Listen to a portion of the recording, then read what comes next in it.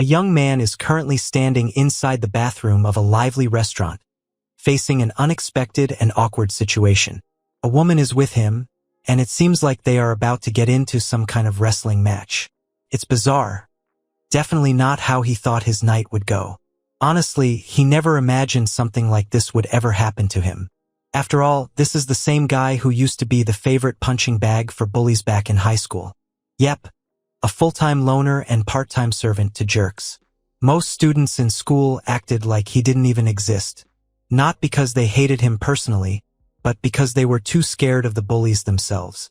So, he had no real friends, and he quietly counted the days until graduation, thinking once he graduated, it's over. He will be free. But turns out he was very wrong. He got into college thinking it would be his fresh start. But to his horror, even the same bullies got accepted into the new school. What are the odds, right? Felt like a nightmare on repeat.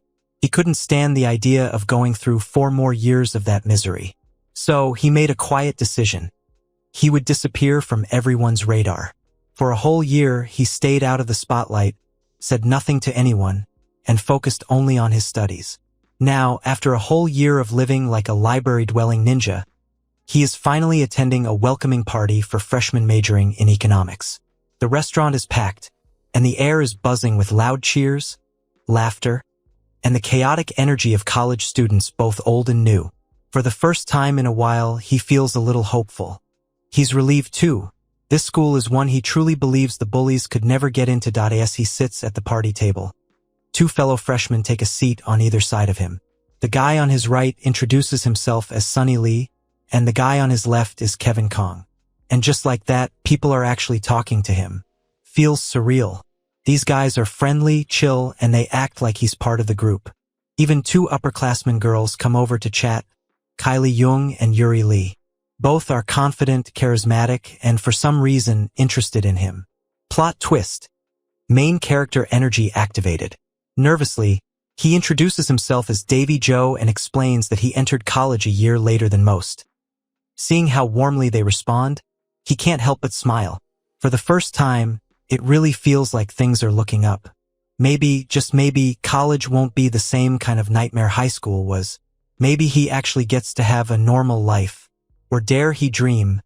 A fun one? As the group keeps chatting, Kylie and Yuri start talking about the incoming freshman girls. They tell Davy about Sally Go.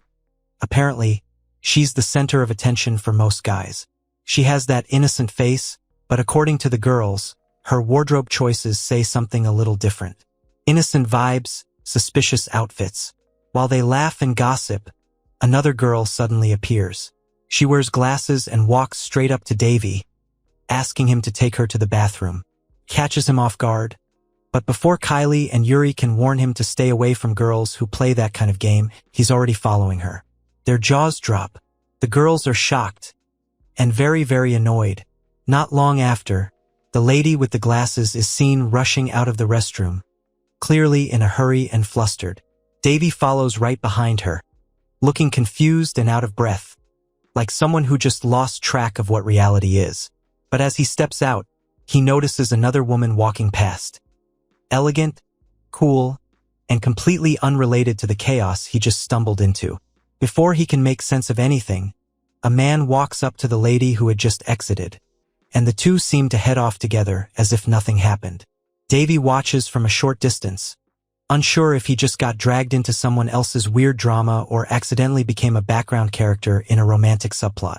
Eventually, he manages to catch up to the glasses-wearing lady.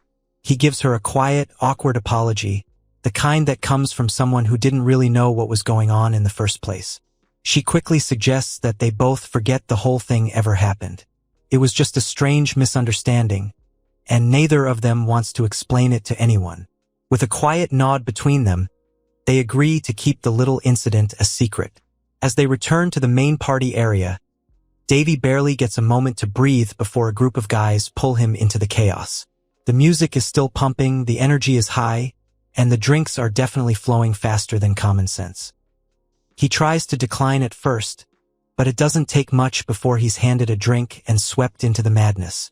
Surrounded by laughter, music, and new friends, Davy can't help but feel something unexpected, joy. This is the kind of college life he never thought he'd have. It's fun, loud, unpredictable, and for the first time he actually wants to be part of it. Goodbye, loner life. The next morning hits like a truck made of regrets and soda-flavored hangovers. Davy wakes up on the floor after dramatically tumbling out of his bed, tangled in his blanket like a burrito that lost its will to live. His head throbs, and time feels like a concept invented by liars. But despite the chaos of last night, there's a weird smile on his face. Later that morning, he's seen walking toward campus. It's just a short stroll from the dorms, but the sky is clear, the breeze is nice, and somehow, even the sound of students chatting feels pleasant. As he slowly walks up the stairs, each step echoing softly in the hallway, he thinks to himself that yesterday might just be the happiest and most fun day he has experienced in a very long time, possibly even years. A small smile tugs at the corner of his lips as the memory floats in his mind like a comfy cloud on a lazy afternoon. He reaches the top and casually pushes open the door to the lecture room. The moment he steps inside, he notices something feels off.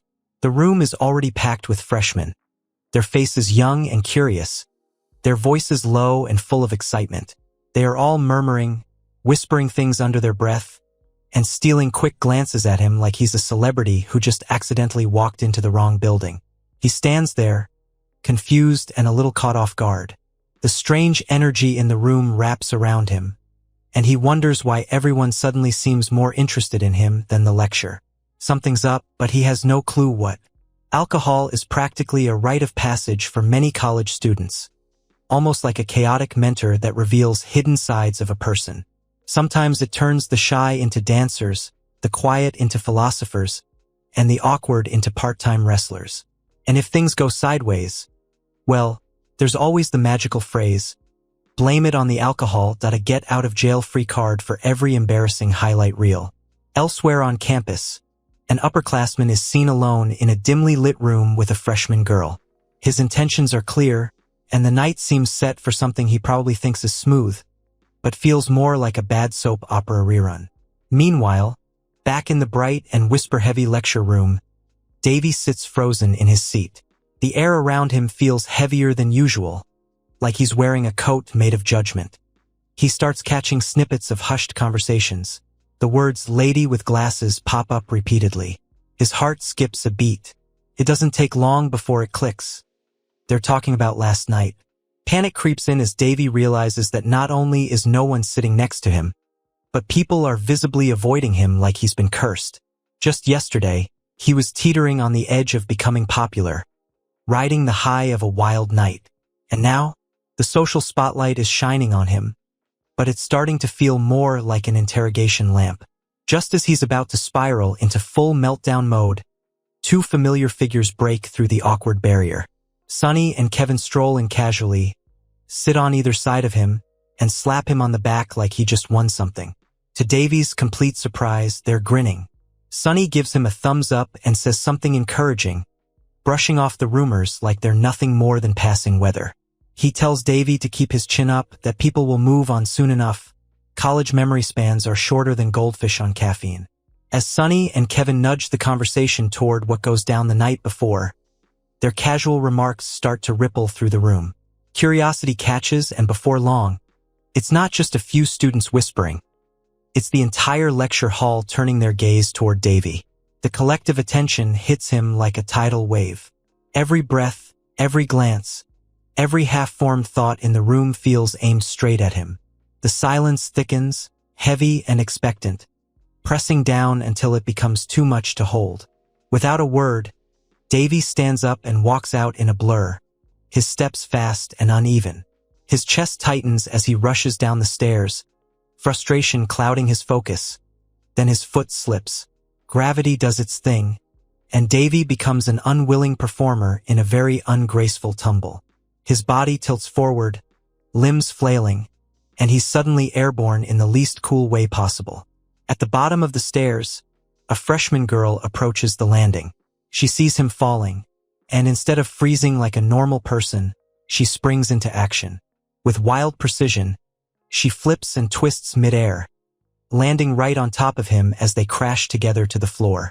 He scrambles up, cheeks burning, mutters an apology, and turns to leave, convinced the day has officially hit rock bottom. But just as he starts to walk away, the girl steps beside him with an energy that says she's unbothered by everything that just happened. She simply tags along, casually inviting herself to whatever plan he's making by skipping class. Davy wonders what on earth is going on.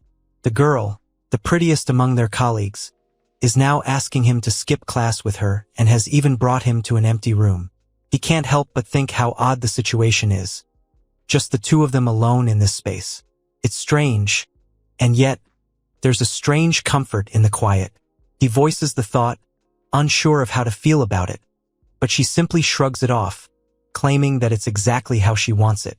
Before Davy can process it further, the door slams open. Two upperclassmen, one male and one female, barge into the room. Instinctively, both Davy and the girl quickly duck under the nearest desk, hearts pounding as the sound of footsteps echoes loudly in the small space. Davy tries to keep quiet, but his mind races. Then, as the two upperclassmen come closer, his eyes widen in realization. The female upperclassman is her, the one from last night. He begins to wonder if he's somehow tangled in an even bigger mess than before and starts to inch toward the exit, hoping to make a swift getaway. But before he can make his move, the girl beside him stops him with a quick hand on his arm. She shakes her head slightly, a signal that leaving isn't an option just yet. Davy's curiosity heightens, and he listens closely, trying to make sense of the situation. To his surprise, it turns out the two upperclassmen are locked in a heated wrestling match. Not long after, the two upperclassmen finally leave the room, and Davy breathes a sigh of relief. He's still processing the strange, tense encounter, but things seem to calm down, for the moment. That is, until the girl beside him, the one who invited him here in the first place, suddenly drops a bombshell. She knows all about Davy's past from high school. And not only that, she even knows his nickname. Davy's heart skips a beat as he panics, stammering out a terrified question. "How do you know my nickname?" His mind races, trying to make sense of the situation. And then it hits him. There was a girl in high school who always wore an eye patch, and he had given her the nickname Psycho, a nickname that stuck with him through the years. The girl smirks, revealing the truth in an unexpected twist. Her name is actually a Psycho. Davy stares, wide-eyed, unable to fully comprehend what's happening. He's not sure why, but he expected someone else, not her, to show up. Asako even seems surprised that he didn't recognize her right away. Apparently, her identity was clear as day to her, but not to him. A sudden regret flashes in Asiko's eyes as she mutters that maybe she should have pretended not to know him at all. The discomfort in her voice now clear. Davy, on the other hand, feels like the walls are closing in. He's just started this new chapter in his life, trying to leave behind the painful memories of high school. And now, an old bully is here, in the same college, dragging everything back to the surface. Asiko's tone shifts again, and she pulls out her phone. With a few taps, she shows him a picture, one from the very time Davy was being bullied in high school. The image catches him off guard, and his stomach drops. The picture isn't just a casual shot. It's a reminder of the worst part of his life, the humiliation, the years he tried to forget. Davy's face pales. He's mortified, a cold sweat breaking out on his forehead. Asiko hasn't erased the picture. In fact, she's kept it all this time. And now she's threatening to send it to the school group chat. The thought alone is enough to make him feel like the floor has dropped out from under him. If she does it, everyone will see him as the same person from high school, the target of mockery and cruel jokes all over again. He's sure it'll be the end of his time at the school, and worse, it feels like it might even be the end of his new life before it's really begun. Fear begins to take over. The weight of the situation presses down on him, and he knows he can't let this happen. He stands, facing Asiko, determination flooding his chest. He has to stop this. He has to protect the little bit of peace he's found. With a sudden, impulsive move, Davy lunges forward, trying to grab the phone from Asiko's hands, to take control of the situation before it spirals out of his reach completely. Asiko's sharp yell cuts through the tension, demanding that Davy get off her. He hesitates, caught in the whirlwind of his own thoughts. The scene shifts in his mind, back to high school when he was helpless, surrounded by a group of bullies. He feels different now. He's no longer the same vulnerable boy. She's alone now, a girl. He's bigger. He should be able to stand his ground. But as quickly as the thought comes, Davy realizes it's nothing more than an illusion. The image of him taking control fades when Asako locks eyes with him. The reality is that he's only imagining it. And in this moment, she stands unmoved by his imagined aggression. Her calm demeanor contrasts his racing heart, and the weight of the situation bears down on him. The weight of her words cuts through the confusion, settling in his chest with a cold finality. If he doesn't want the photo to be sent out, he will need to follow her lead from now on. Her control of the situation is clear, and Davy, knowing the consequences of his college life being ruined, has no choice but to accept that he cannot fight her. He focuses only on the photo, the one thing he needs to erase. If he can do that, everything will be fine.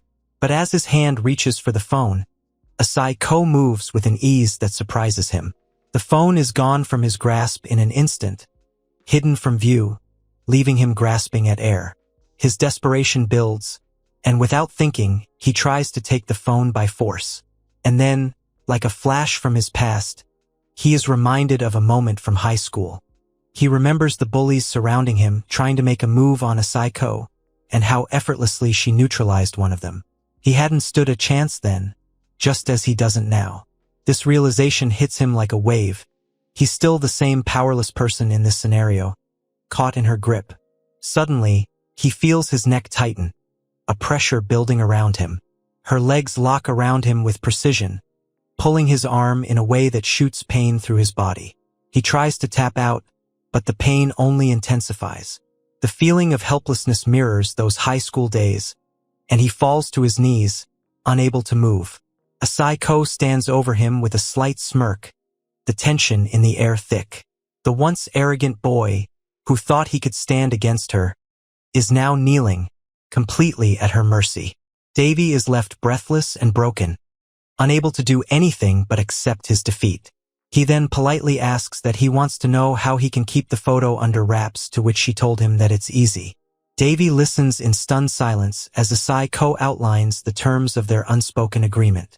She tells him in no uncertain terms to keep quiet about her past, about the time when she was a bully. If he opens his mouth, she warns, she will deal with him. The words hit him like a cold splash of water, and he realizes the severity of the situation.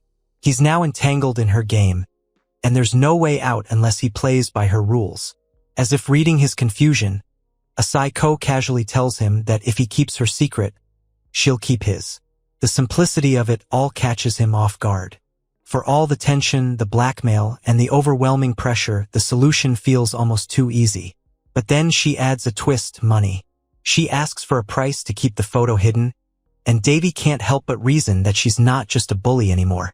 Her appearance has changed, softened, and now she has an innocent air about her, like someone eager to bury her past to chase a better future. It's clear she wants to erase the marks of her previous life so she can marry well, to live a life that doesn't reflect the person she once was. The realization settles in Davy's chest. Maybe this isn't just about him. Maybe she too has something to lose, and in that shared vulnerability, Davy finds a strange sense of relief. She's not untouchable. She's as desperate to protect her secrets as he is to protect his college life. And that gives him hope.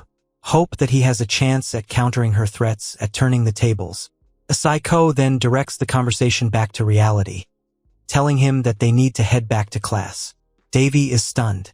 The last thing he wants is to return to that room, to face the scrutiny of his classmates and the weight of his own humiliation. But Asako is calm, composed. She doesn't hesitate to send him a photo, a reminder of the leverage she holds over him. He doesn't have a choice. He must cooperate. There's no other way. As they walk back to class, the reaction from everyone around them is immediate. His friends' eyes widen, their expressions full of surprise and curiosity. The whispers start before they even sit down, with some classmates exchanging knowing looks. Davy, however, is fully aware of the truth. It's not that he's with the prettiest girl in the room. No, it's that he's sitting next to a girl who's holding him hostage, one who has the power to ruin everything he's worked for. His friends are impressed, almost envious. But Davy isn't fooled. He knows the truth, and the truth is far from flattering. The weight of her presence is like a shadow over him, constantly reminding him of the tightrope he's walking. If he ever dares to expose her, they'll both fall, and he will be the one who gets hurt the most. As the class continues, his mind races. If he tells the truth about her, it will ignite a massive conflict, one that will drag them both down. And there's only one way out of it. Someone else has to break the news. Someone who can expose her without making him the villain. The question is, who can he trust to be his savior? In the bustling cafeteria, a long queue of students stretches out as Davy and his two friends sit down at their table, their trays filled with food. The noise of the cafeteria swirls around them, but Davy is lost in thought. Sonny grumbles about the sky-high price of the class textbook, his voice full of frustration. Davy listens absent-mindedly, his mind drifting back to a time when eating lunch alone had been his reality. When he was the school loser, forced to hide away from prying eyes and whispered gossip. The thought of sitting here, sharing a meal with his friends, feels surreal. But there's an unsettling undercurrent to this moment. He's not just worried about the price of textbooks or the casual conversation that flows around the table. No, his mind keeps returning to one pressing question. Why is a psycho, of all people, sitting with them? Why is she hanging out with his friends? Her presence at the table doesn't feel natural. It feels like an intrusion.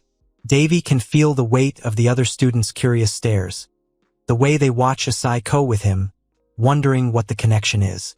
Davy knows it's because of her that he's getting all this unwanted attention. Everyone's questioning her sudden association with him, and he can almost see the silent judgment in the air. After all, she's trying so hard to bury her high school delinquent past, to leave it behind. But Davy knows that no matter how much she pretends, her history is something she's desperate to hide. His friends are completely oblivious, chatting away with a psycho like she's just another one of them. Their laughter fills the air, light and carefree. But Davy can't help but feel the unease bubbling up inside him. Ignorance, he realizes, is truly bliss. They have no idea what kind of hold she has over him, how she's keeping him close like a puppet on a string, just to make sure he doesn't spill her secrets. If they knew the truth, everything would change. But for now, they remain blissfully unaware. Then, as if reading his thoughts, a psycho suddenly turns to him with a sweet smile and asks for his opinion on the expensive textbook they've been discussing. To everyone else, it might seem like a simple question, a casual part of the conversation. But to Davy, it feels like a threat. Her smile doesn't reach her eyes, and the way she asks the question sends a chill down his spine. He's almost certain that what she's really doing is testing him, seeing if he'll buckle under pressure, seeing if he'll buy that textbook for her as another way of keeping him under control. In his mind, the words she's saying are just a subtle way of reminding him of the leverage she holds over him. If he doesn't comply, if he doesn't give in, that photo, the one she's holding over him, will find its way into every corner of campus, and his life at this school will be over before it even begins. The nagging sense of entrapment gnaws at him, and all he can think of is how much he wishes someone would swoop in and pull him out of her grasp. For the first time in his life, he yearns for someone to rescue him from the mess he's stuck in. Someone who can take him out of this tension and lead him away from the looming threat she represents. Suddenly, a group of girls calls out to him, addressing him by name. Davy blinks in surprise, the sound of his name hanging in the air like a lifeline. The attention feels strange yet familiar, the first time in a long while that anyone besides a psycho has spoken to him. He can't help but wonder if they want something from him, and a small part of him is hopeful that this is his chance to escape. But the weight of his past and his present situation holds him back as he waits for the next move.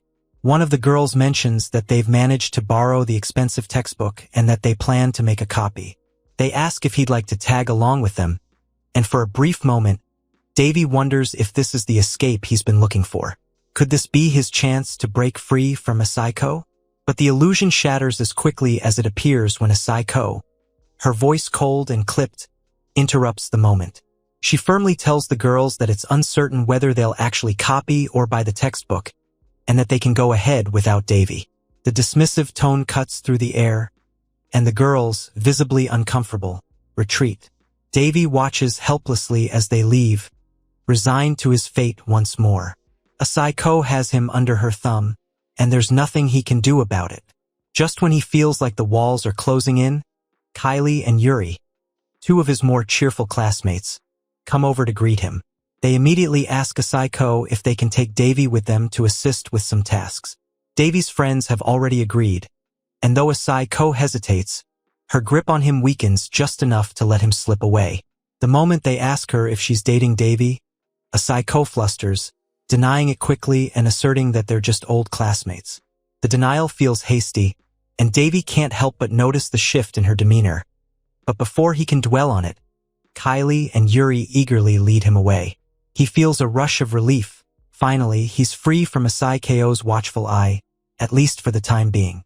Kylie and Yuri take him to their apartment, and Davy's excitement bubbles up as they tell him that their new bed has arrived, but they don't know how to set it up. He jumps at the chance to help them, eager to contribute in any way possible. In his mind, this is his way of thanking them for the chance to get away from Asako and her hold over him.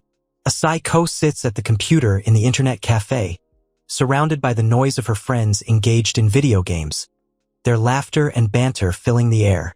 As she plays, something feels different, something she hasn't felt in a long time. Fun. Genuine fun. It's a strange sensation, almost foreign, considering the years of fear and anxiety that have weighed on her every move.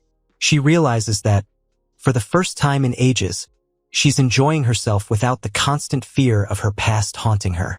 As she watches her friends play and listens to their jokes, her mind drifts back to her high school days.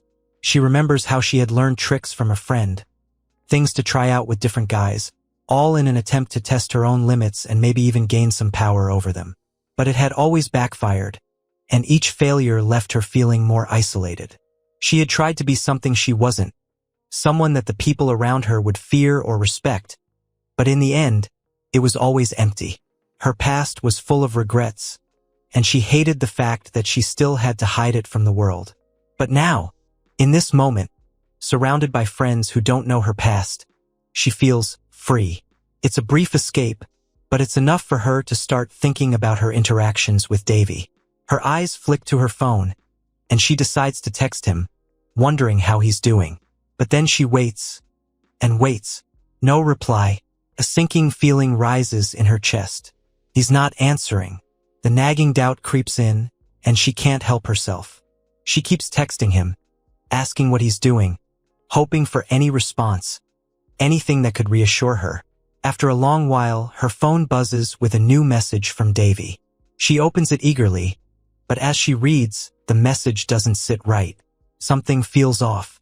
The words seem almost too casual, like he's hiding something, and her suspicions flare up. With a laugh, trying to brush off the unsettling feeling, she asks him to send a proof of what he's doing, thinking it's just a silly request to see if he's being truthful. The reply comes quickly, but when Asako opens it, she's stunned. Her breath catches in her throat, her fingers hovering over the screen in disbelief. As Davy walks through the door of the internet cafe, his mind races with a mix of dread and resolve. The weight of the situation presses down on him, and he can't help but feel the constant pull of Asako's blackmail looming over his every step. He's done with the constant fear, the manipulation. It's wearing on him, and he's certain now more than ever that he needs to confront her. The thought of exposing her, making her secrets public, lingers in the back of his mind, but he knows that taking such a step could be just as dangerous for him. He climbs the stairs to the second floor, his heart pounding louder with each step, aware of the tension building within him. He finally reaches the top, and there she is, sitting casually, waiting for him. She doesn't even acknowledge his arrival immediately, her demeanor calm, but there's an unmistakable sharpness in her gaze when she finally meets his eyes. The silence between them feels heavy. She studies him with an intensity that makes his skin crawl. In that moment, Davy feels the unease settle in, but he forces himself to keep his composure. There's no longer any room for hesitation. This game she's playing with him has gone on long enough. As the minutes drag on, he feels the urge to take a stand, to expose her and put an end to the twisted hold she has on him. But even as he resolves to do so, a nagging feeling creeps up on him. He realizes how easily she's able to anticipate his every move, how sharp her awareness is. Later that evening, Davy sits in his dimly lit apartment, the glow of his computer screen casting long shadows across the room. His fingers hover over the keyboard, thoughts swirling in his head. He's determined to find a way to break free from Asai Ko's grip, to expose the secrets she's been holding over him for far too long. With every click, he dives deeper into online forums, scouring through anonymous boards for any evidence that could destroy her carefully constructed facade. He knows it's risky. Any slip-up could backfire, but he's tired of living under her shadow. The hours pass as he sifts through posts and messages, hunting for anything that might give him the leverage he needs. But then, something unexpected catches his eye. He freezes, blinking at the screen. It's a post about Greg Ju, one of the bullies from his high school days. To his shock, Greg Ju is now a manager at some big company, having climbed the corporate ladder in just 2 years. The man who had once tormented him is now living the life, the kind of success Davy could only dream of back then. Of course, it's not just Greg. All of Davy's old bullies seem to be doing well for themselves, thriving while he's still stuck, wrestling with his past. Davy feels a knot form in his stomach, frustration bubbling up. It's infuriating, to say the least. The ones who made his life miserable are now basking in success. They have no idea what they've put him through, and it just doesn't seem fair. After a moment of fuming, Davy shifts his focus back to his search. He clicks through a few more links until something else catches his attention. It's a photo of Asai Ko.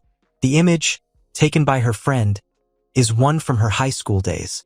It's not a very revealing picture, more like a sneak shot.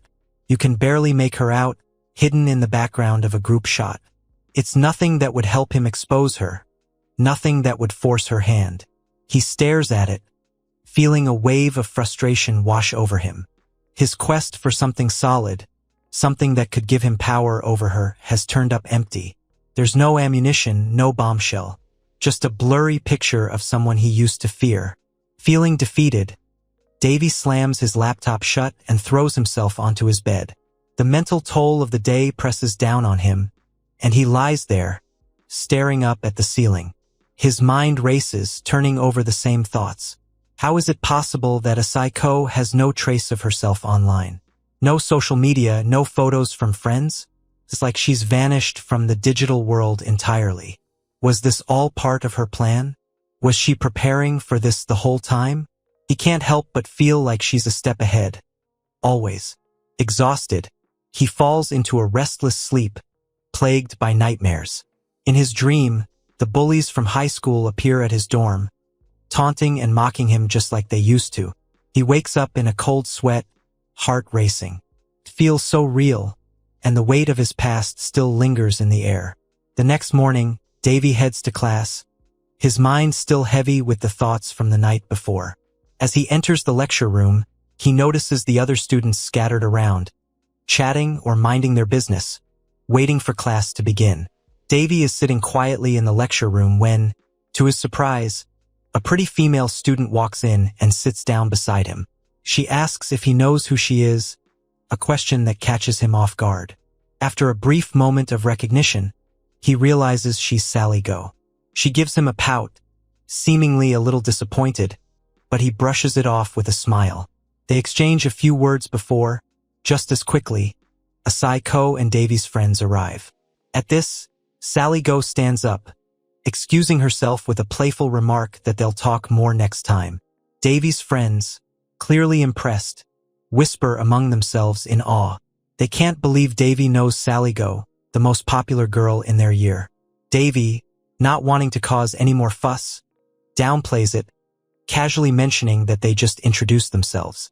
However, Asai Ko raises an eyebrow, her tone skeptical, asking if that's all it was.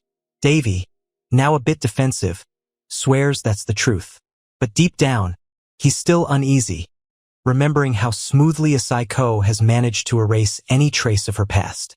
Despite everything, Davy refuses to give up. He still hasn't searched through the yearbook yet, something he plans to change.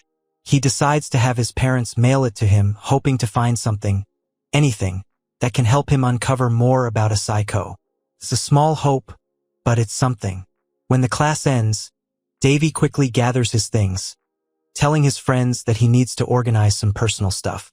He promises to catch up with them next time. Kevin, always the considerate one, tells him they'll save him a seat.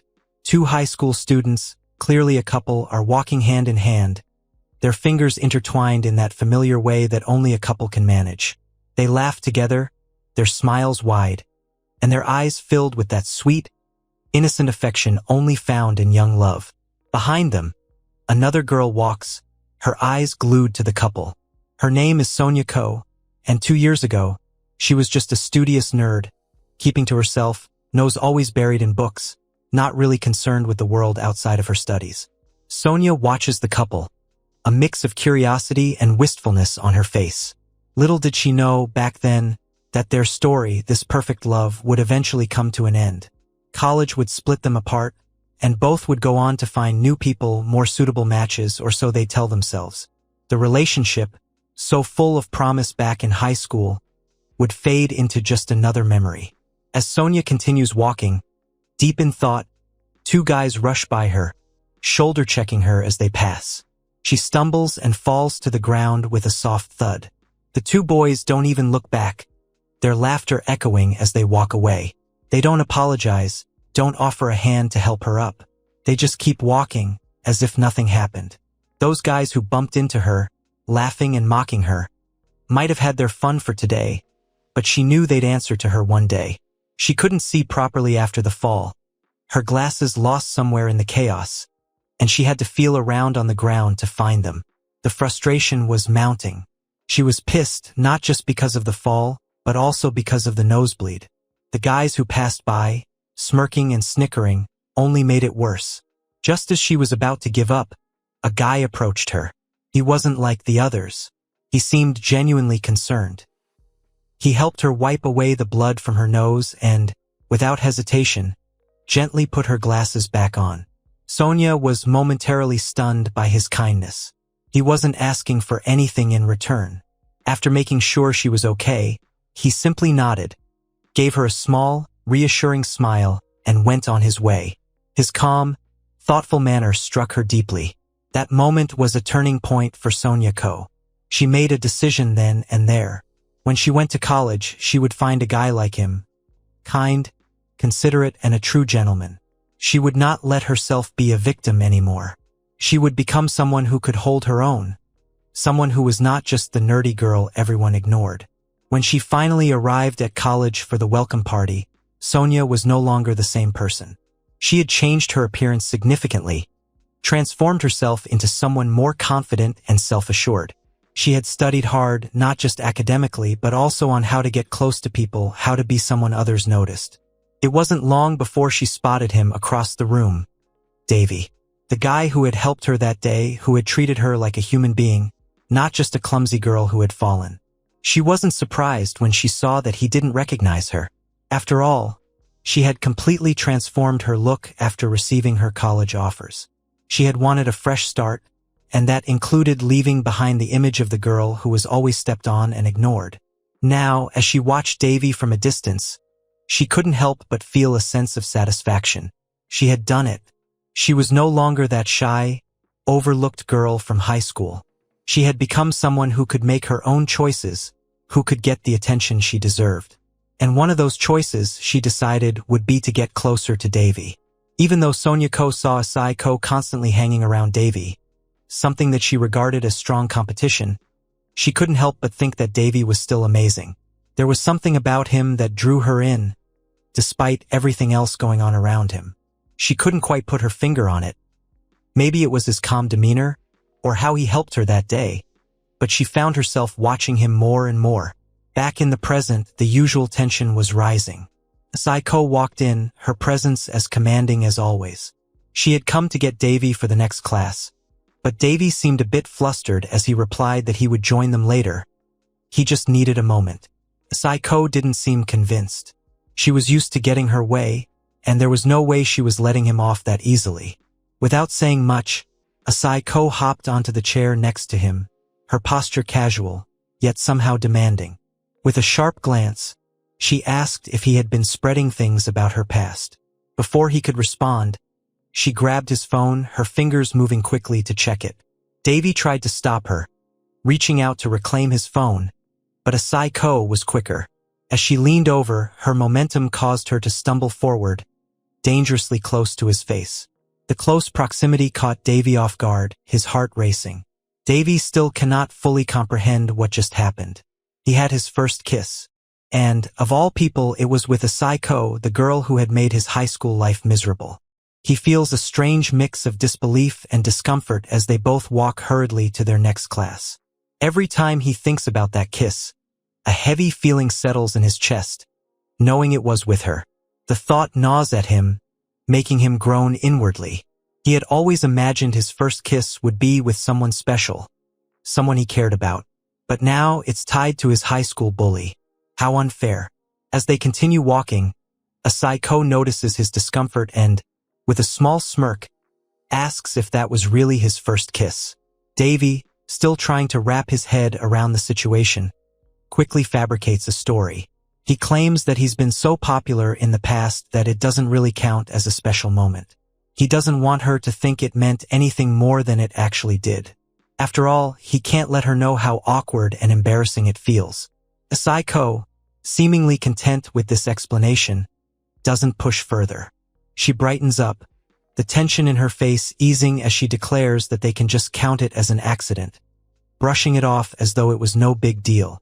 To her, it's almost as if the kiss never happened, like it was just a minor slip-up with no emotional significance. Davy, however, can't help but feel irritated by how casually she's treating something that, for him, feels so monumental. It's as if she doesn't realize or care how much it means to him, or maybe she just doesn't care at all. In another part of the building, Sally Go is in the restroom, overhearing everything. She listens carefully, her sharp ears picking up on the exchange between Davy and Saiko. The mention of Davy's awkwardness and Saiko's careless comment about the kiss sparks something in Sally. She knows there's an opportunity here, an opening she could use to her advantage. During class, Davy can't help but watch Saiko, sitting across the room, acting as though she is the perfect student, attentive, calm, and deeply immersed in the lesson. She's not the chaotic, troublemaking girl he remembers from high school. Instead, she's almost the model student now with a quiet focus that makes her seem completely different. It's as if she's transformed into someone else entirely. This makes Davy feel a strange sense of frustration, almost like he's watching a lie unfold before him. He wonders if she's really changed or if it's all just a facade, a carefully constructed act to hide her past. As his thoughts wander, his mind drifts back to a time long before, during middle school. He remembers the feeling of someone's hand smacking his forehead, pulling him back into reality. The male student sitting beside him in class had done it. A sharp, sudden smack that jolted him from his daze. It wasn't the first time, and it certainly wasn't the last. The student had harassed him constantly, urging him to study, telling him to get his act together, as though his life depended on it. Davy had never been good at standing up for himself, especially back then, so he just took it, enduring the constant reminders to focus. What Davy doesn't realize now, as he sits lost in thought, is that the very student who used to torment him with harsh words and frequent smacks, Billy Yoon, a sophomore in the same college. At Incio Attic Bar, the atmosphere is laid back and casual as Davy sits with Saiko and his friends, enjoying drinks together. It's a rare moment of peace, and as Davy takes in the lively surroundings, he realizes something. This is the first time he's gone out with his college friends to drink.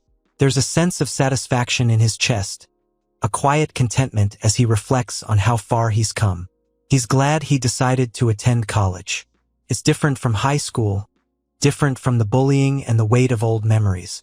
For the first time in a long while, Davy feels like he's part of something, like he's not alone in this strange new world.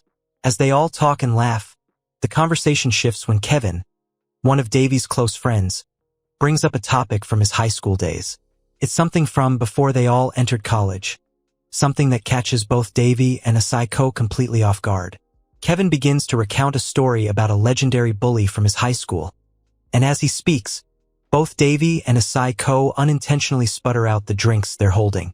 Kevin, seemingly unaware of the chaos he's caused, continues on with the story. He describes a time when bullies essentially ruled the school. It was a toxic environment where the students in power made life miserable for anyone they deemed weak. But then, something happened. A freshman, a new student, found himself the target of the bullies. According to Kevin, the freshman had been loud and disruptive in class, which was enough to trigger the bullies' wrath. They beat him up in the classroom, leaving him bloody, claiming it was because he had been too noisy while they were trying to study. The story takes a strange turn when the upperclassmen, who had been the ones bullying the freshmen, decided to confront him. They called him to the rooftop, thinking they would discipline him and teach him a lesson. But things didn't go as expected. The freshman, instead of being intimidated, took them on one by one. He didn't just stand up to them. He beat up all the upperclassmen, turning the tables on them completely. In an act of complete dominance, the freshman made the bullies form a human desk unit for him to sit on while he finished a whole workbook.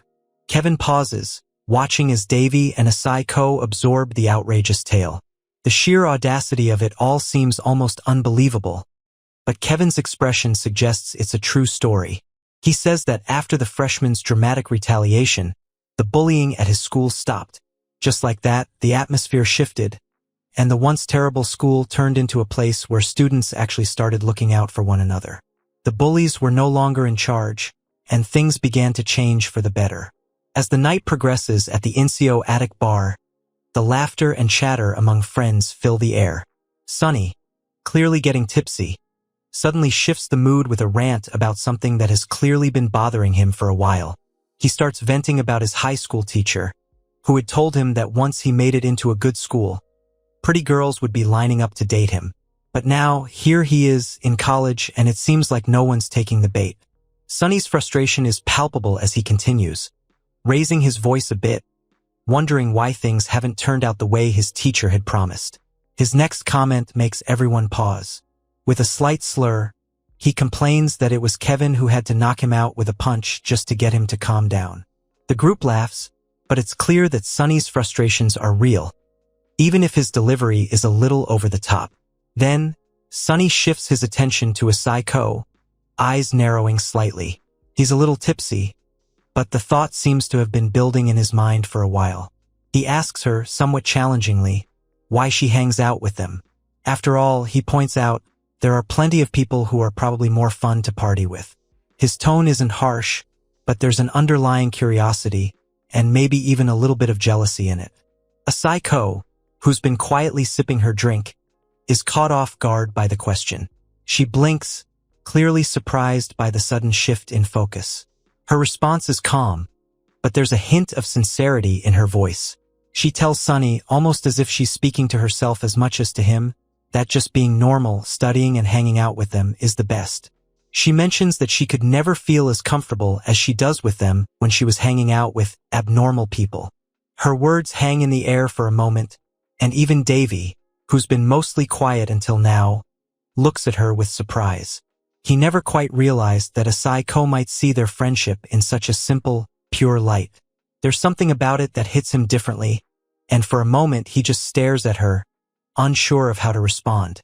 But Sonny, perhaps a little too drunk to understand the deeper meaning of her words, suddenly shifts gears again. In a dramatic change of subject, he drops a bombshell question that has everyone's attention. He asks, in a way that is far too casual for the topic, if Davy and Asai have kissed. Asai, who is clearly feeling the effects of the drinks by now, doesn't hesitate in her reply.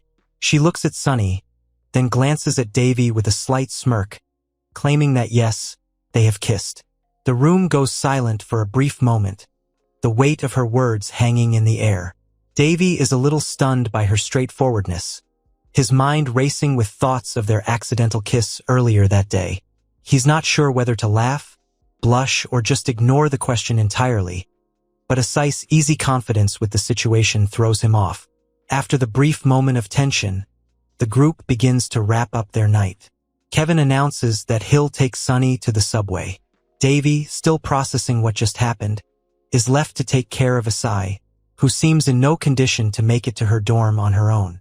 As Davy helps the drunk Asai make her way to her dorm, his mind races with the words she said earlier. The way she talked about being comfortable just hanging out with them, her simple but honest approach to their friendship, echoes in his thoughts. But more than that, he can't stop thinking about her past. The way she erased all traces of who she used to be so thoroughly, as if she had never existed in the way others might remember her. Davy, too, had tried to bury the parts of his past that he hated, the bullying, the pain, the feeling of being trapped in his memories. Maybe that's why he could relate to her, even if it wasn't something he openly acknowledged. She was just like him in that regard. Tired of it all, wanting to move on, to leave behind the ghosts of who they once were. His thoughts are interrupted when he notices that Asai is having trouble walking. She's stumbling a bit, her steps unsteady, and Davy instinctively reaches out to steady her. He guides her along the sidewalk, trying to make sure she doesn't fall over, but he can't help but glance at the motel they're passing by. Davy carefully helps Asai into the motel room, the door creaking shut behind them. He gently guides her to the bed, her unsteady movements a clear sign of how much the alcohol has taken its toll on her. As she flops onto the bed, he notices how vulnerable she looks, her face flushed and her eyes half closed.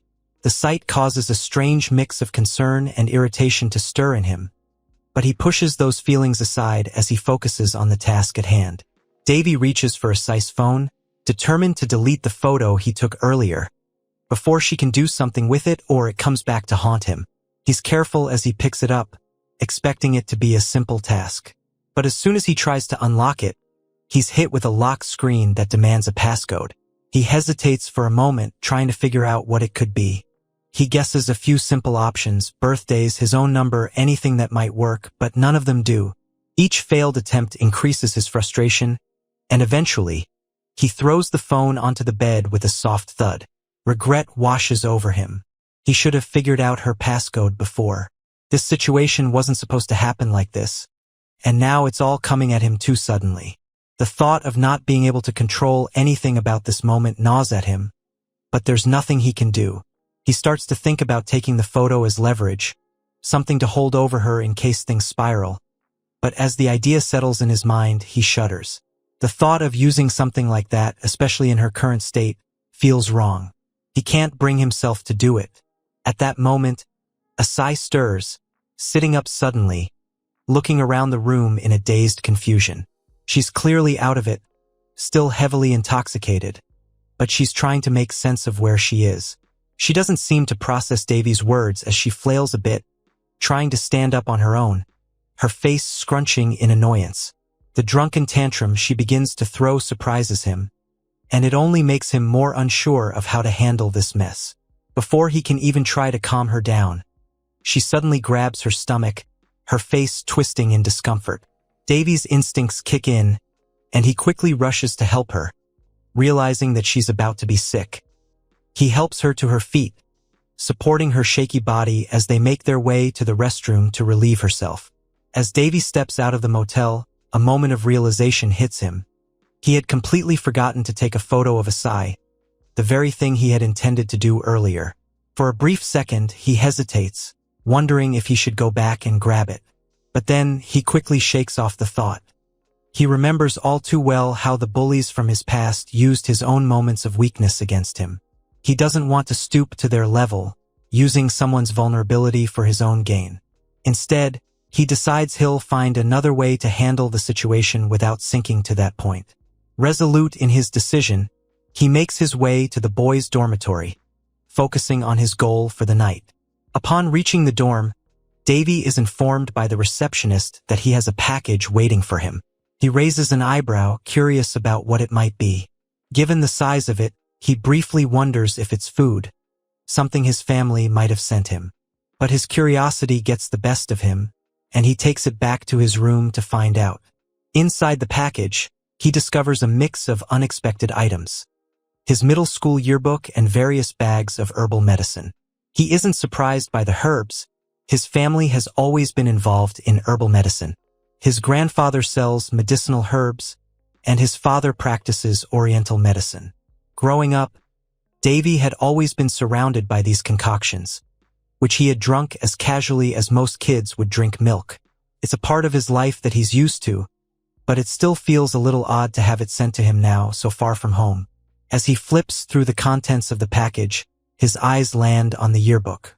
It's the middle school yearbook, not the high school one he was hoping for.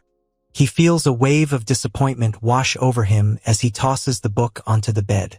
He had wanted something from his high school days, something that might give him a glimpse into the past and help him make sense of things. But now he's left with a relic from a time he barely remembers. However, as the book falls open to a random page, something catches his eye. It's a photo from his middle school years, one he didn't expect to see.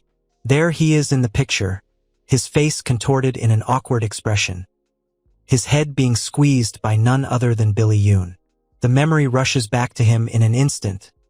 Billy, the boy who had tormented him back in those days, always picking on him for no reason. The image stirs up an uncomfortable feeling, a blast from the past that Davy had long tried to forget.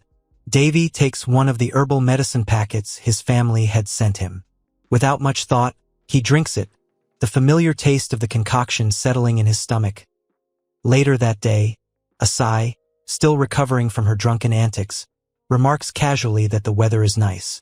Her tone is almost too cheerful, and Davy can't help but notice that she's sitting on his back, making it clear that she's treating him as some sort of punishment for taking her to the motel the night before. He tries to explain himself, but the words don't seem to reach her. She was too drunk to remember, he says, and he had no choice but to help her get to a safe place. But Asai isn't in the mood for explanations. Instead, she continues to use him as a human seat, clearly unimpressed by his protests. Eventually, Asai tells him they should head to class, and they make their way down the hallway. Davy is just about to breathe a sigh of relief, thinking that everything will return to normal, when he sees someone approaching. It's Billy Yoon, the very same bully from his middle school days, the one who had tormented him and made his life miserable for years. The sight of him sends a wave of panic through Davy's chest. He can't let Billy see him like this, not with Asai and certainly not after everything that has happened between them. Without thinking, Davy bolts toward the nearest restroom, hoping to avoid any confrontation. But as he pushes open the door, he freezes. The bathroom isn't what he expected. It's the ladies' restroom. He looks around in shock, realizing his mistake too late. Before he can even think of an escape plan, he sees a familiar face. Sally Go, who looks just as surprised to see him as he is to be in the wrong bathroom. Sally stares at him, her expression a mixture of confusion and amusement. Davy stands frozen in the women's restroom, his heart racing as he imagines the worst possible outcome. His mind spirals into a flood of dreadful thoughts, each one more embarrassing than the last. He can already see the headlines of his life's downfall. Davy Joe, caught in the women's restroom with no good explanation. The more he thinks about it, the more he feels trapped. He can't leave now. Billy Yoon is still out there, and he can't risk encountering him, not in this state, not with Sally Go as an unwilling witness to his ridiculous mistake. He wonders what his future holds. Is this how it ends? Getting caught in the most absurd situation of his life, in front of people who've already made his high school life miserable? He wonders how Billy ended up at the same school. This college, with its high standards and rigorous cutoff requirements, is supposed to be a place for new beginnings, not a repeat of his painful past. First Asai Ko and now Billy Yoon. Was this some kind of fate or just his bad luck catching up with him? He feels overwhelmed and out of place, as if he should just drop out and start fresh somewhere far away. But even the thought of that brings more anxiety. He can't run away from everyone. His past will always find a way to haunt him, no matter where he goes. At that moment, he hears Asai Ko outside the door, her voice cutting through his thoughts. She's speaking with Billy Yoon, and it sounds like she's asking him for help. Davy's panic rises. What is she doing? He presses his ear to the door, straining to hear her words. Asai casually asks Billy if he can go into the men's restroom to look for a guy named Davy Joe. Davy's heart skips a beat. She's looking for him? Does she know he's hiding in the women's restroom? Or is she just trying to figure out where he went? Billy Yoon, ever the relentless figure from Davy's past, walks toward the men's restroom without hesitation.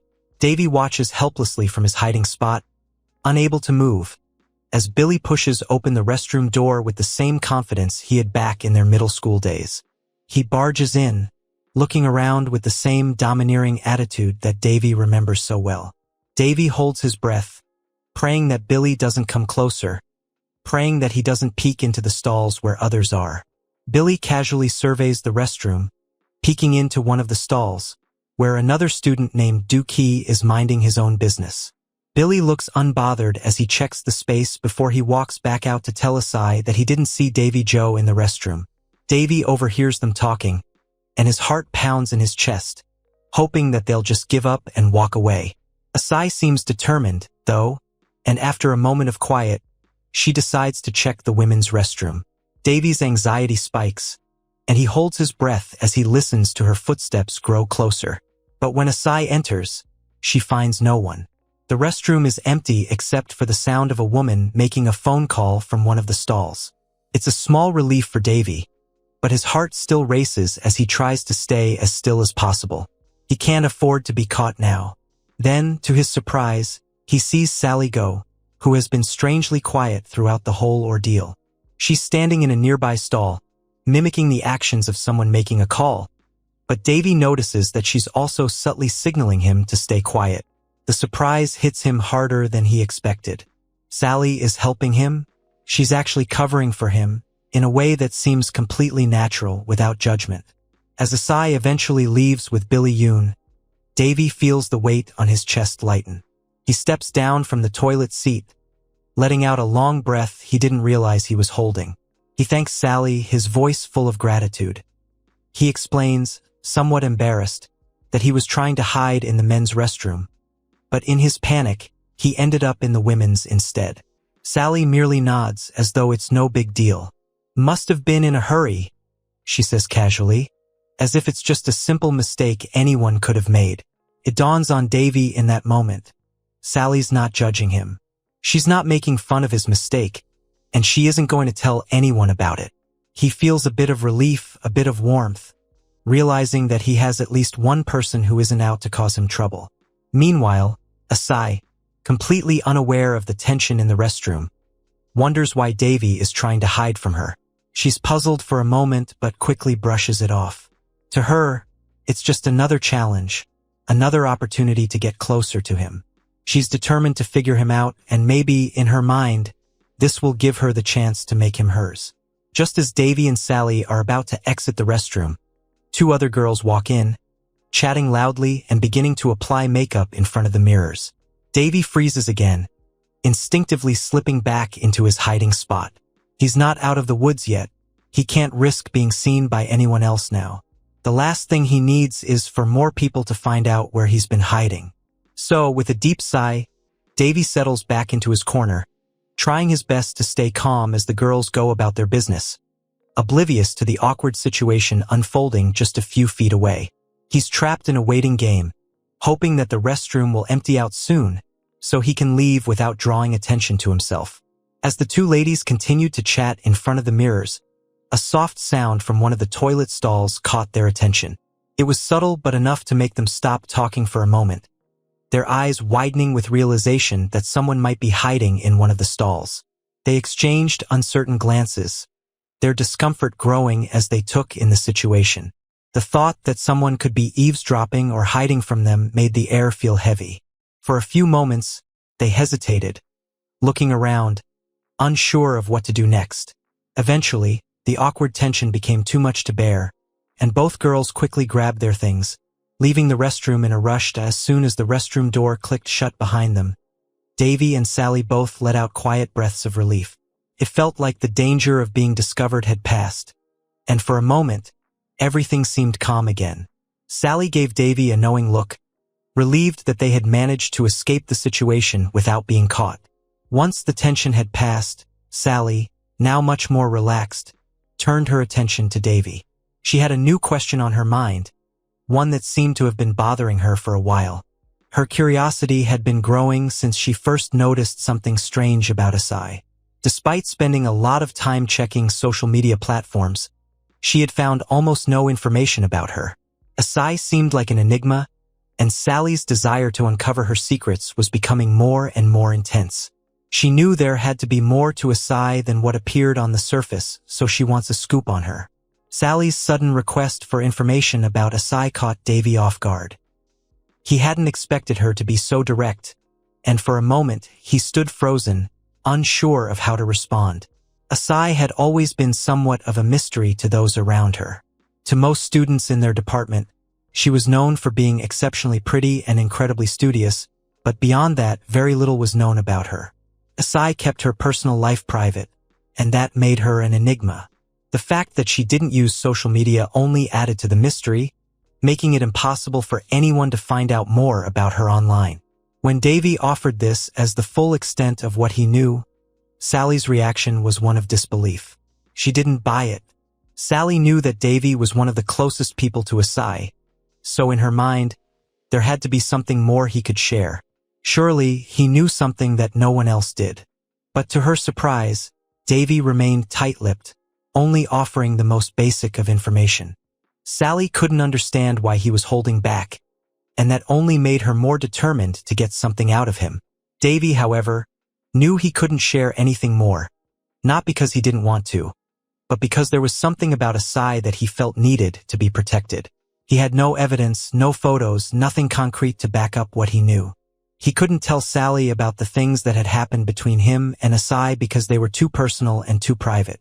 He wasn't ready to break that trust, and more importantly, he wasn't sure he could explain the situation without betraying Asai's privacy. So, instead of directly telling Sally that he couldn't share anything, Davy chose to dodge the question. He didn't want to come across as unhelpful, but he also didn't want to seem like he was useless or withholding information for no reason. So, he asked her why she needed information about Asai. Sally's response was carefully crafted, but Davy could tell she wasn't being entirely honest. She said she just wanted to get closer to Asai, nothing more. But her tone and her demeanor didn't match her words. Davy could sense that there was more to her interest than she was letting on. He wasn't convinced that Sally was genuinely looking to become closer to Asai as a friend. There was something else in her eyes, something that made Davy start to wonder if Sally actually disliked Asai. Her insistence on digging deeper into Asai's personal life seemed off, and the way she reacted to Davy's reluctance to share more only added to his suspicions. He thought about it for a moment, his mind trying to piece together why Sally was so intent on learning more about Asai. Sally quickly realizes Davy isn't going to volunteer the information easily. Instead of pressing him aggressively, she shifts to a softer tactic, hinting that the intimacy he is so eager for will only continue once he gives her what she wants. It strikes Davy exactly where she intends. He agrees without much resistance, his desire outweighing his hesitation. Sally, however, has no true intention of following through immediately. She can see the desperation in him, but her priority is the information. The rest can be dealt with afterward, if at all. The air between them grows tense with silence. After a while, Sally suggests they leave the restroom, and Davy, feeling cornered, follows her without protest. She walks ahead confidently, while he trails behind, his mind racing. He is still caught up in what they were doing earlier, craving more, yet now fully aware that Sally has shifted the power dynamic. Her casual mention of Asai has disrupted everything, leaving him conflicted and frustrated. He wonders if surrendering the information will truly grant him what he wants, or if Sally is simply playing a deeper game he can't see through. They make their way to the entrance of the classroom.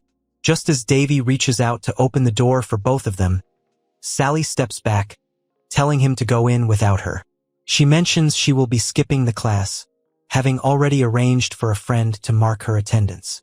This surprises Davy, but he knows there is nothing he can do.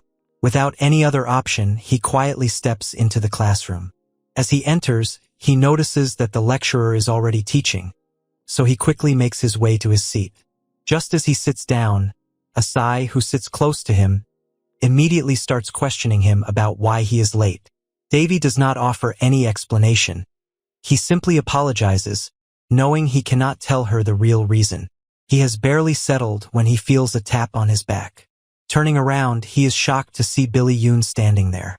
The sight of him sends a wave of panic through Davy. He knows trouble is coming. Billy greets him warmly, but Davy is too stunned to respond.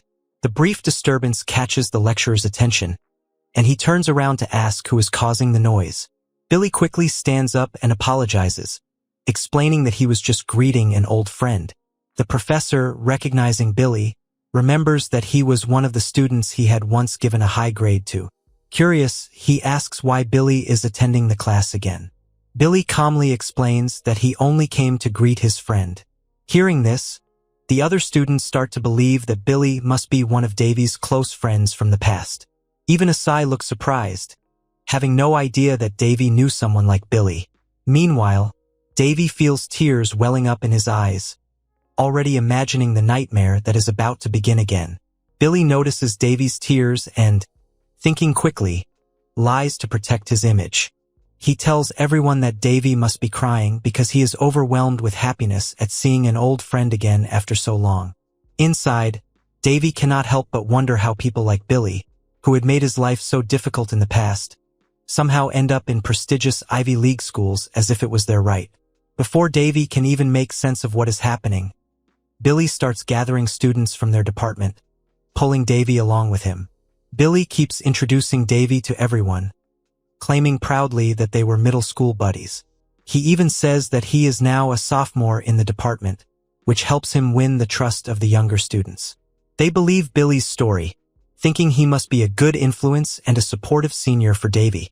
Billy goes even further, telling everyone how Davy used to complicate things back in middle school. He claims that because of Davy's struggles in making friends, he worried that Davy might still be alone even now. That, Billy says, is why he decided to transfer to the same school to look after him. Now, hearing other students call themselves Davy's friends, Billy acts relieved, pretending to be happy that Davy is doing better than before. Davy stands there, still in shock, unable to understand why Billy is now referring to him as an old friend. In his memories, there is nothing friendly about their past. All he can remember is the way Billy used to punish him for the smallest mistakes, how he would bully him every day and embarrass him in front of their classmates without any mercy. Thinking back to those harsh times, it feels almost surreal to hear Billy speak so warmly about their friendship. Davy cannot help but wonder what Billy's real intentions are this time. It doesn't take long before Asai also joins the group where Billy is chatting with the others. She compliments Davy for having such a cool friend like Billy. Davy is not surprised by her comment. In his mind, this is just how bullies are, always able to fool others and act charming when it suits them. But even though Asai is smiling, she soon notices that Davy does not look happy at all.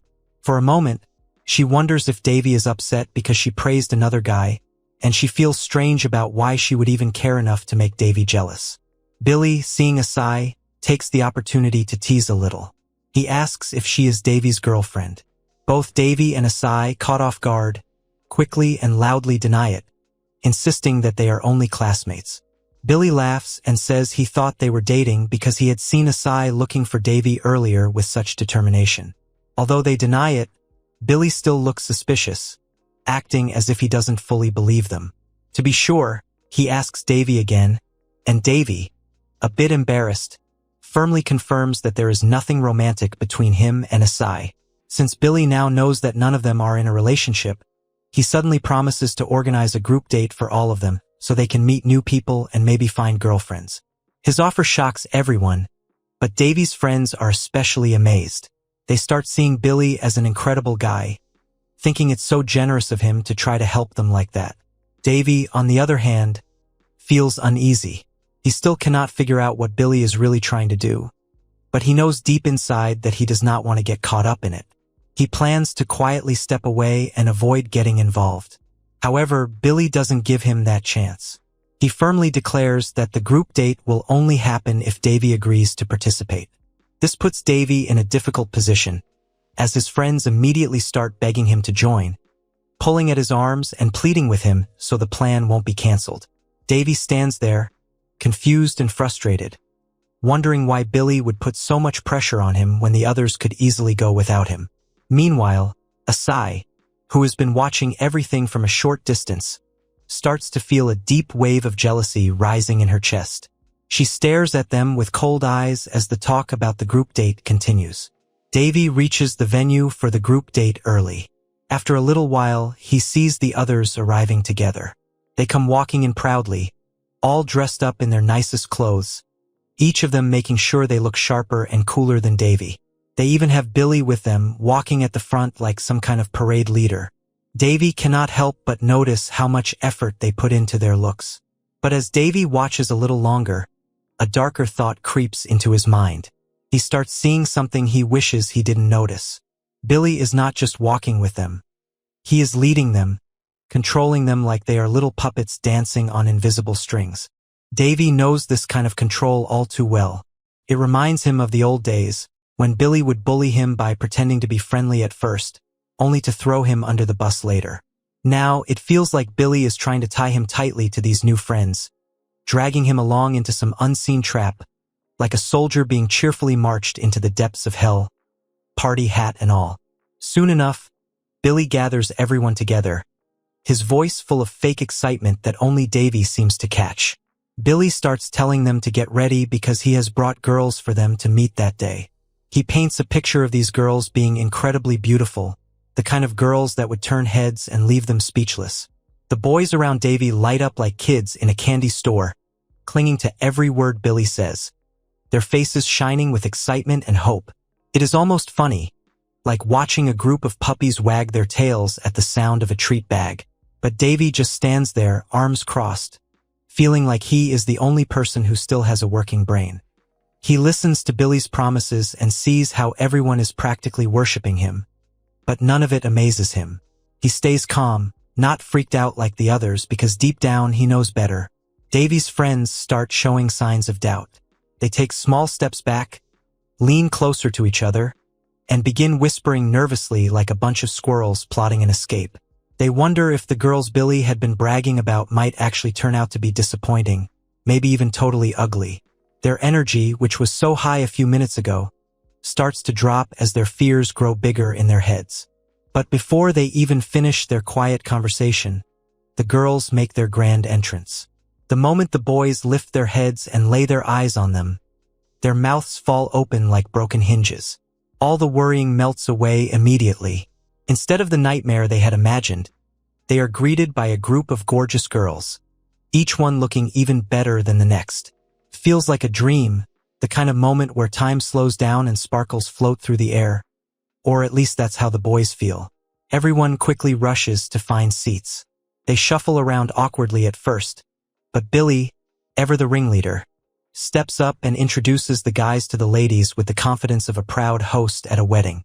After the introductions from Billy, the girls take their turns, sharing their names and a little about themselves. The mood is bright, and there's laughter here and there, but then something unexpected happens. Billy decides to leave them all alone. Without much warning, he waves and steps out, leaving the boys sitting there in shock, blinking after him like abandoned puppies. But they cannot sit around feeling awkward for long.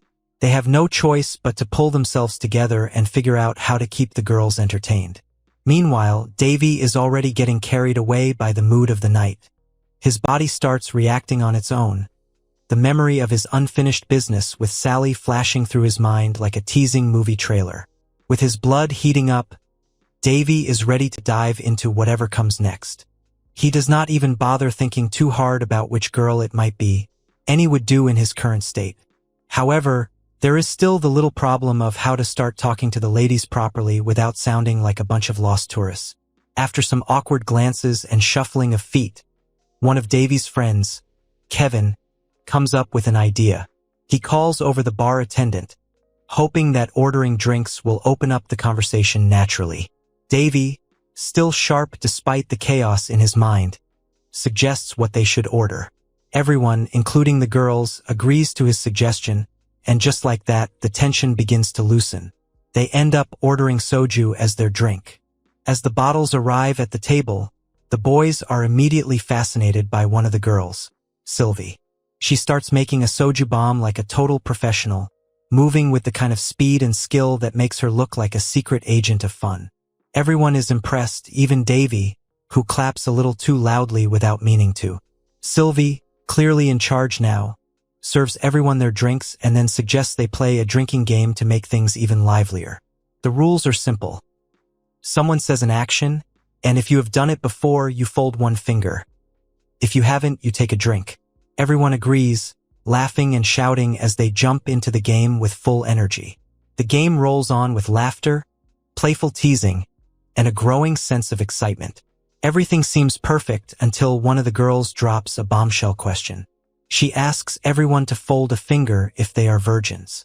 Suddenly, the playful atmosphere takes a weird pause. All the girls keep their fingers proudly up, not folding anything. Davy freezes, feeling the weight of the moment land on his shoulders. He notices that his friends, without much hesitation, fold their fingers down one by one. Davy sits there, caught between decisions, his hand trembling slightly. In his head, a dramatic orchestra starts playing as he wonders whether he should fold his finger too and just go along with them or keep it up and risk standing out like a sore thumb. Davy decides not to fold his finger when the question about being a virgin is asked. He stays still, pretending not to care, even though inside he feels like a squirrel caught in the middle of a busy road. The game continues, and soon another girl throws out a fresh challenge, asking them to fold their finger if they believe they are good-looking. Davy watches as his friends, without missing a beat, fold their fingers proudly. It's almost funny how fast they admit it, like roosters puffing their chests in front of a mirror. Since Davy's friends have already used up all their 5 chances, they now have no choice but to take a big gulp of the soju, faces twisting at the sharp taste. Meanwhile, Davy is left with only one finger still standing, feeling like the last lonely survivor in a battlefield of drunk soldiers. But somewhere nearby, hidden behind a decorative setup of flowers, Asai and Billy are also at the bar, quietly watching everything unfold. Davy and his group have no idea that the two are sitting so close, listening and observing. Billy, never one to stay quiet for long, teases Asai about why she came all the way there just to spy on the boys. Asai, looking as innocent as a cat knocking things off a table, denies it. She claims she only came because she worries about the guys, seeing them as naive and clueless, and insists that she's definitely not spying on them. Billy doesn't press too hard, but the smirk on his face shows he doesn't fully buy her story. Later, Asai asks Billy if he thinks it's okay to leave the guys alone with the girls, considering he was the one who set everything up. Billy waves it off like it's nothing. He reassures her that the girls he brought are professionals, not in a bad way, but in the sense that they know how to handle things smoothly. According to him, there is nothing to worry about, and they should just enjoy themselves instead. Realizing that their own table is boring enough to make a stone yawn, Billy suggests they at least order some food. Asai agrees, glad to have something to do other than awkwardly watching Davy from a distance. Back at Davy's table, the mood starts to lift. The boys and the girls are warming up to each other, laughing and talking more easily. They even kick off another round of games, the noise from their table growing louder with every passing minute. Meanwhile, as Billy and Asai sip on their drinks, Billy brings up something that has been bugging him. He wonders aloud why Asai is always glued to Davy if she insists they are not dating. Asai feels a jolt inside but keeps her face calm. She knows the real reason she sticks around Davy is to make sure he never reveals her secret past to anyone. But she cannot tell Billy that, so she chooses to stay silent, pretending that his comment means nothing. Seeing that Asai does not want to explain, Billy lets it go. He jokes that he just wants to make sure there are no messy boyfriend dramas around Davy because, according to him, dealing with a taken girl's man is one of the most exhausting jobs on earth.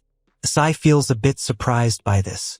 She hadn't expected Billy to care even a little about Davy's peace of mind. It's a rare moment where Billy actually sounds like he has a heart and not just a mischievous grin.